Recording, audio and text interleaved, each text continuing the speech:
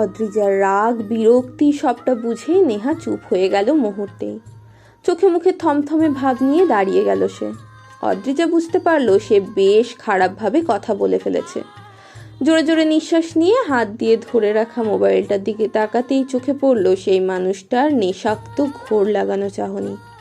সেই চাহনি অন্যবার আক্রমণ করলে হয়তো সে লজ্জায় নুইয়ে যেত, মাথা নিচু করে লালাবো গাল নিয়ে হয়তো দাঁড়িয়ে থাকতো চুপটি করে। কিন্তু এখন সে লজ্জার স্থান পেল না তার অনুভূতিতে। তীব্র রাগে জলজল করেই এক প্রকার ঝংকার তুলে মোবাইলটা বিছানায় রেখে দিল।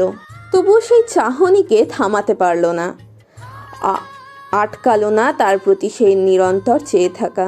ওপাশের মানুষটা ঠিক সেভাবেই তাকে দেখতে লাগলো, পরখ করতে লাগলো।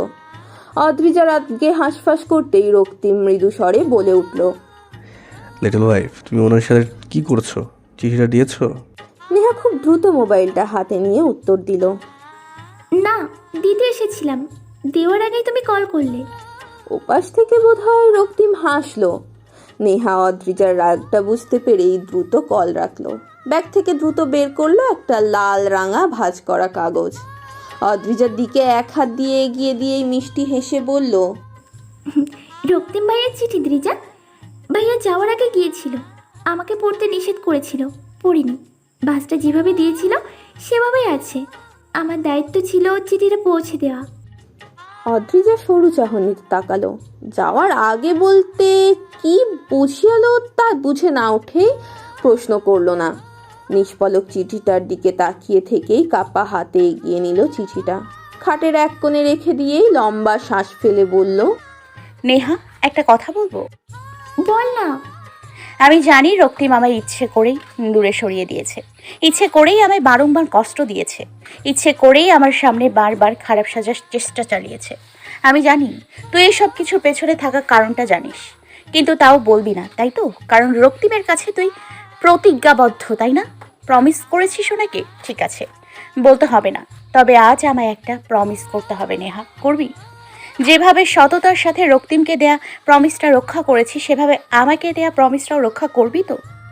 নেহা হালকা হাসলো, বলল, বল, কি প্রমিস? অদ্রিজা মৃদু হেসেই বলল, আমি মা হচ্ছি, বিষয়টা কাউকে বলতে পারবি না, রক্তিমকে তো কোনো দিনই জানাতে পারবি না। প্রমিস কর, কোনো দিন কাউকে জানাবি না এই কথাটা। রক্তিমকে তো নয়, প্রমিস কর। নেহা অনেকক্ষণ চুপ থাকলো। প্রমিসটা করা উচিত কি অনুচিত তা বুঝে না উঠেই মনের সাথে অনেকক্ষণ যুক্তি করলো সে। অবশেষে মুখে হাসি ফুটিয়েই বলল, হ্যাঁ, প্রমিস। ভালো আছো অদ্রি? তোমায় অদ্রি বা তুমি বলে সম্বোধন করার বিশেষ কোনো উদ্দেশ্য নেই। প্রথম থেকেই মস্তিষ্ক তোমায় অদ্রি হিসেবেই চিনে এসছে, তো তাই মনে হলো অদ্রি বললে মনে শান্তি মিলবে। সে না হয় বাদ দাও, আমার প্রতি কি অনেক বেশি রাগ, ক্ষোভ, ঘৃণা, অভিমানও কি আছে? হয়তো। কেন আমার প্রতি তোমার এতটা রাগ, ঘৃণা, অভিমান? কেন ভালোবাসলে আমায়? প্রথম থেকেই তো তোমায় বারংবার বলেছি আমি নামক যুবকটাকে তোমার জীবনে জড়াবে না। শোনোনি কেন? ভুগছো এখন, বেশ করেই তো ভুগছো। নিজেকে ইদানিং সেলফিশ মনে হয় খুব। তোমার সুখটুকু না কাটলেও বোধ হয় পারতাম আমি। তবু ওই যে নিয়তিই আমাকে দিয়েই তোমায় প্রাপ্য সুখ দেওয়া পছন্দ করেনি। আমায় আমায় ক্ষমা করো অদ্রি। তোমার চোখ জোড়ার সেই বিষাক্ত ঘৃণিত চাহনি নিয়ে বেঁচে থাকা দায়, নিঃশ্বাস নেওয়া ভীষণ কঠিন। অদ্রি, নিয়তিকে কি পাল্টানো চাই? বদলানো যায় না আমাদের জীবনের নিয়তিটাকে? কে জানে, যদি নিয়তি না বদলায় তবে কি কবু দেখা হবে? আর কাছ থেকে, খুব কাছ থেকে দেখতে পারবো তোমায়? সেই কণ্ঠটা শোনা হবে তো? আর অজুহাতে কাছে আসা হবে তোমার? আমি জানি না, কিচ্ছু জানি না, শুধু এইটুকু জানি আমি তোমার থেকে সরে যাচ্ছি, অনেকটা দূরে সরে যাচ্ছি। যদি কোনোদিন ফিরি, আমায় আগের মতোই ভালোবাসবে না। আর যদি না ফিরি তবে নিশ্চয়ই ভুলে যাবে আমায়। অদ্ভুত অদ্ভুত বিষয় কি জানো অদ্রি? রক্তিম চিরকাল চেয়েছে মানুষ তাকে ভুলে যাক, মানুষের স্মৃতির পাতায় কোনোদিন যাতে রক্তিম নামক মানুষটা না থাকে। কিন্তু তোমার বেলাতে এসে আমার যত অভিমান, কেমন কেমন বাচ্চা বাচ্চা মনের মতো কান্না পাচ্ছে। তুমি আমি ভুলে যাবে ভেবেই। ভালোবাসবে না ভেবে বিষাদে ভরে যাচ্ছে আমার মনটা। কেন জানো? উত্তরটা তোলা থাক। কোনো একদিন যদি সুযোগ হয়, কোনো একদিন যদি নিয়তি চায় এই উত্তরটা দেওয়ার, অবশ্যই আমি জানিয়ে দেবো তোমায়। ভালো থেকো, তার খেয়াল রেখো, তাকে আমার মতো বাঁচতে দিও প্লিজ। আমি জানি তুমি তাকে আগলে রাখবে, আমি না থাকলে আমার শূন্যতাটাও বুঝতে দেবে না। কি তাই তো? প্রমিস? অদ্রিজা স্তব্ধ হয়ে চেয়ে রইল লাল রঙা কাগজটার গুটি গুটি কালো কালি লেখাগুলোর দিকে। কেমন উদ্দেশ্যহীন লেখা। চিঠির শুরুতে তাকে কিছু বলে সম্বোধনও করেনি। অদ্ভুত। চিঠির ভেতরের লেখাগুলো বেশ অস্পষ্ট, তবে শেষের লাইনগুলো বুঝতে তেমন একটা বেগ পেতে হলো না তাকে। সৃষ্টিকর্তা এত কেন নিষ্ঠুর বুঝে উঠল না সে। মন প্রাণ দিয়ে এত চাওয়ার পরেও রক্তিম কি করে জেনে গেল প্রেগনেন্সির খবরটা? বুঝে উঠল না অদ্রিজা। রাগে মস্তিষ্ক যেন থম মেরেই স্থির হয়ে রইল। কার উপর রাগ, কেন রাগ তাও বুঝলো না সে। কার উপর রাগ ছাড়বে সেটাও এলো না তার মাথায়। মাথায় দুই হাত রেখেই বসে রইল। ঠিক তখনই দরজার আড়ালে এসে দাঁড়ালো এক যুবক। চোখে মুখে তার উৎসুক দৃষ্টি, ব্যবসা গরমে চোখ মুখের বেহাল দশা। অদ্রিজা থমকানো চাহনি নিয়ে যুবকটির দিকে তাকিয়ে বিরক্ত হলো। যুবকটা এখানে আসার তেমন কোনো প্রকার কারণ না খুঁজে পেয়েই বিরক্তিটা দ্বিগুণ হলো তার। চোখে মুখে তীব্র অসন্তোষ নিয়ে তাকাতেই যুবকটা উসখুস করলো। মাথা নিচু করে রুমে ঢুকে সোজা হয়ে দাঁড়ালো। নম্র কণ্ঠে বলে উঠল, কেমন আছো অদ্রি? অদ্রিজার দৃষ্টি ক্ষিপ্ত হলো। এই লোকটার কারণেই তার মায়ের সাথে এখন তার আর কোনো কথা হয় না। এই লোকটার কারণেই রক্তিমের উদ্দেশ্যটা এত সুন্দরভাবে পূরণ হয়ে গেল। আচ্ছা, কোনোভাবে এরা দুজন একত্রে করেনি তো কাজটা? অদ্রিজা বুঝল না। দৃষ্টি শুরু করেই কৃত্রিম হাসলো, বলল, অনেক ভালো। আপনি আমার জীবনটা বাঁচানোর জন্য এত বড় উপকার করলেন, আর ভালো থাকবো না তা কি হয়? তো রায়মান ভাইয়া হঠাৎ আমাদের বাসায়? আজ তো কোনো অনুষ্ঠান নেই আমাদের বাসাতে।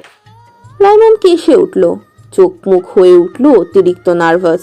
থমকানো গলায় বলল, অ্যাকচুয়ালি আমি তোমার জন্য কিছু রায়মানের কথাটা শেষ হলো না, তার আগেই রুমে প্রবেশ করলো এক সুন্দরী মেয়ে। গায়ের রং মোমের মতো সাদা, ফুলকো লাল, চুলগুলো দুই বেনুনি করা, পরনে টি শার্ট আর প্লাজো। রায়মান শান্ত চাহনিতে এক নজর তাকিয়ে এই মেয়েটাকে পর্যবেক্ষণ করলো পা থেকে মাথা পর্যন্ত। কিন্তু মেয়েটা বড্ড অশান্ত হয়েই তার চিকন কণ্ঠে তীক্ষ্ণভাবে বলে উঠল, আপু, তুই কিছুই নিবি না, ওনাকে ওইসব জিনিসপত্র নিয়ে বের হয়ে যেতে বল। অদ্রিজা মিনমিনে চাহনি নিয়ে তাকালো। কথার পুরো অর্থটা বুঝে না উঠেই ভ্রু বাঁকালো সে। রায়মান তৎক্ষণাৎ বলল, অ্যাকচুয়ালি অদ্রি, তোমার জন্য দুটো শাড়ি, কিছু জুয়েলারি, কিছু চকলেট আর দুটো টেডি গিফট হিসেবে এনেছিলাম। নেবে না? ভাই হিসেবেও মেনে নেবে না, নাকি পুচকির কথা অনুযায়ী ফেরত যেতে বলবে? প্লিজ। অদ্রিজা দৃষ্টি আরো সরু করলো, দাঁতে দাঁত চেপে বলল, আমার জন্য কেন এসব? রায়মান আরো হতাশ হলো বোধহয়। চোখ মুখ ঘুরিয়ে অত্রিয়া অদ্রিজা দুই বোনের দিকে তাকিয়েই থমকালো, বলল, তুমি আমার আত্মীয়, আঙ্কেলের ভাইয়ের মেয়ে, বোনের মতোই তো। ভাই হিসেবে দিতে পারি না? বোন তো শুধু আমার জন্যই কেন, চাচুর ভাইয়ের দুইজন মেয়ে ভুলে গেছেন সেই হিসেবে? অত্রিয়াও আপনার বোন হবে। রায়মান ভাইয়া ওর জন্য আনেননি যে? রায়মান কেসে উঠল, বার কয়েক নিঃশ্বাস ফেলেই চুপ হয়ে রইল। অদ্রিজা আবারও প্রশ্ন ছুড়ল, কি হলো, কিছু বলছেন না যে? রায়মান দম ফেলল, এক নিঃশ্বাসেই ছটফট করে বলে বসলো, আম্মুর কাছে সকালে শুনলাম তুমি মা হচ্ছ, নিউজটা ভালো, তাই তোমার জন্য ওইটুকু গিফট। অদ্রিজা ভ্রু বাঁকালো, অত্রিয়ার দিকে তাকিয়েই বলল, নিউজটা নিশ্চয়ই এখন টেলিভিশনেও সম্প্রচার করা হবে, তাই না অত্রি? তোর থেকে এমনটা এক্সপেক্ট করিনি আমি। পাড়া মহল্লায় আর কাউকে বাকি রেখেছিস কথা বলতে? না বললে বল, আমি বলে আসি। অত্রিয়া শুকনো ঢোক গিলে অসহায় চোখে তাকালো। অদ্রিজা আবারও বলল, শুধুমাত্র তুই সবাইকে বলে বেরিয়েছিস বলে কথাটা রক্তিমও জেনে গেছে। অত্রিয়া মৃদু গলায় বলল এবার, তো উনি তো চলেই গেছেন, জানলেও কি না জানলেও কি, শুধু শুধু বকিস আমায়? অদ্রিজার ভ্রুজোড়া আরো সংকুচিত হলো। কপালে ভাঁজ ফেলেই প্রশ্ন করলো, মানে চলে গেছেন মানে? অদ্রিজা ভ্রু কুঁচকে সেভাবেই তাকিয়ে রইল। কিছুটা স্পষ্ট হলো মনের ভেতরের প্রশ্নগুলো। হয়তো তার জন্যই চিঠিটা পাঠিয়েছে। বাহ, যখন জানতেই পারলো সে বাবা হতে যাচ্ছে, কয়েক মাস পর তার সন্তান পৃথিবীর আলো দেখবে, তখনই ফট করে পালিয়ে গেল। চমৎকার! একবার তো অদ্রিজের সাথে দেখা করেও গেল না। নিজের অনাগত সন্তানের প্রতি কি তার দুর্বলতা কাজ করেনি? এতটুকুও না। এতটাই নিষ্ঠুর সে। অত্রিয়া ঠিকই বলেছে, লোকটা জানলেও কি আর না জানলেও বা কি, তার মধ্যে বাবা হওয়ার কোনো গুণ কি আছে আদেও? তীব্র রাগ নিয়ে কথাগুলো ভেবেই দীর্ঘশ্বাস ফেলল সে। দাও দাও রাগে ফেটে যেতে চাওয়া মনটা নিয়ে থম মেরে বসে রইল। রাইমান হতাশ কণ্ঠেই বলে বসলো, অদ্রি প্লিজ জিনিসগুলো নিয়ে যাও না। অদ্রিজা কিছু বলল না, ঠিক সেভাবেই থম মেরে বসে রইল। রাগে শরীরে বহমান রক্তগুলো টকবক করতেই মস্তিষ্ক প্রশ্ন ছুড়ল, কার উপর এই রাগ? কেন এই রাগ? ওই মানুষটার উপর তার রাগ হওয়া সাজে না। চরম অন্যায়। তাও কেন রাগ হচ্ছে? সুস্পষ্ট কোনো উত্তর না পাওয়া গেল না অবশ্য। দাঁতে দাঁত চেপে বসে থাকার মাঝেই রুমে প্রবেশ করলো আরো দুজন অপরিচিত লোক। হাতে তাদের বিশাল এক পেইন্টিংয়ে রং তুলি দিয়ে স্পষ্ট ফুটে উঠেছে মা ও শিশুর বিভিন্ন দৃশ্য। খেলা করা, আধো আধো পায়ে হাঁটা, চুল ধরে টানা সহ বিভিন্ন দৃশ্য একই পেইন্টিংয়ে বেশ স্পষ্ট আর দক্ষভাবে এলোমেলো করে তুলে ধরেছে চিত্রকার। অদ্রিজা বেশ খুঁটিয়ে খুঁটিয়ে দেখলো পেইন্টিংটাকে। কয়েক সেকেন্ড পর মনে হলো বেশ পছন্দ হয়েছে তার পেইন্টিংটা। বার কয়েক পেইন্টিংটার দিকে তাকিয়েই রুমের জানলাটা দেখলো সে। জানলার শেপের থেকেও কিছুটা বড় হবে। বিশাল আকৃতি এই পেইন্টিংটা তার রুমে ঢুকানোর উদ্দেশ্য না বুঝেই ভ্রু কুঁচকে বলল সে, এটা আমার রুমে আনছেন কেন? লোকটা উত্তর দিল না। প্রথমেই রায়মানের দিকে তাকালো। সে তাকানোর বদলে রায়মান মেকি হাসলো। গম্ভীর গলায় বলল, এটাও গিফট তোমার জন্য, প্লিজ না করো না অদ্রি। ধরে নাও তোমার কোনো ভাই গিফট করেছে, প্লিজ। না আপু, এইসব নেবে না। আপনি এসব ফেরত নিয়ে চলে যান। অত্রিয়ার কথাতে রায়মানের দৃষ্টি রাগে পরিণত হলো এবার। অত্রিয়ার দিকে কিছুটা চেপে দাঁড়িয়েই রাগে ফুসফুস করে উঠল। গম্ভীর গম গম কণ্ঠে ফিসফিসিয়ে বলে উঠল, এই পুচকি, একদম কথার মাঝখানে হাত ঢুকাবে না। তোমার জন্য কিছু আনিনি বলে হিংসা হচ্ছে? বারবার অদ্রিকে নিষেধ করছো কেন? ফালতু মেয়ে। ফালতু মেয়ে? কে ফালতু মেয়ে? অত্রিয়ার প্রশ্নে রাগটা বোধ হয় আরো কিছুটা বাড়ল রায়মানের। শ্যামলা মুখে রাগটা বেশ স্পষ্ট বোঝা গেল। রাগে হাঁসফাঁস করেই দাঁতে দাঁত চেপে বলল। কথাটা বলে সরে দাঁড়ালো রায়মান। অত্রিয়া ক্ষিপ্ত চাহনিতে তাকিয়েই উল্টো দিকে ঝংকার তুলে হাঁটতে লাগলো। সেই হাঁটার পদধ্বনি বোধ হয় দেওয়ালে দেওয়ালে ছুঁয়ে গেল। রুম থেকে বেরিয়ে যেতেই রায়মান সেদিকে তাকিয়েই কয়েক সেকেন্ড নিশ্চুপ রইল। তারপর অদ্রিজার দিকে তাকিয়ে সুপ্ত কণ্ঠে বলল, গিফটগুলো ঠিক তোমার পাওনা, ও নয় অদ্রিজা। গিফটগুলো তোমার ভেতরে বেড়ে ওঠা সে প্রাণটার জন্য। তোমার কোনো রাইট নেই ও প্রাপ্য গিফট ফেরত দেওয়া। আমি তার জন্য গিফটগুলো এনেছি। গিফটগুলো ফিউচার লিটল চ্যাম্পের প্রতি এক ঝুড়ি শুভ্র ভালোবাসা ধরে নাও। তারপরও কি নেবে না? লিটল চ্যাম্পের প্রাপ্য গিফট ফিরিয়ে দেবে? অদ্রিজা অনেকক্ষণ চুপ থাকলো। কি উত্তর দেবে, কি উত্তর দেওয়া উচিত তা বুঝে উঠল না। অবশেষে যখন রায়মান নিজের সবটুকু আশা পরিত্যাগ করে বের হবে, ঠিক তখনই একেবারে ভাবলেশীন ভাবে বলল সে, ফিরিয়ে দিলাম না, তবে লিটল চ্যাম্প যেহেতু এখনো পৃথিবীতে আসেনি, সেহেতু তার জন্য গিফট আনাটা আপনার অনুচিত হয়েছে।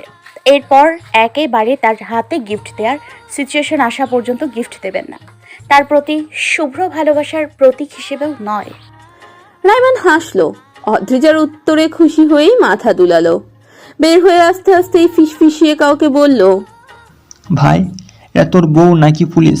কি সন্দেহ, কেমন জেরা করে।